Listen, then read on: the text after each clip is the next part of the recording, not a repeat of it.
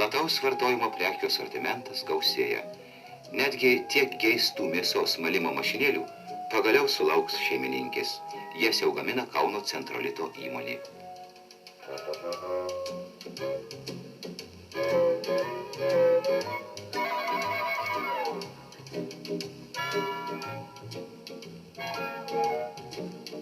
Tauragiečiai išleidžia automobilių sargą.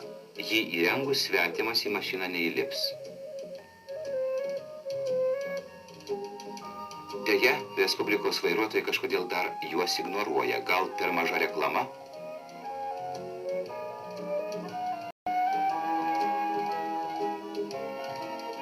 Tačiau yra gaminių, kurie ilgai dėl kitų priežasčių užsiguli parduotuvių vitrinose. Pas mus yra labai įvairus vakavimo mašinėlių asortimentas. Odesos, Vilniaus, Kauno, Ivanovo.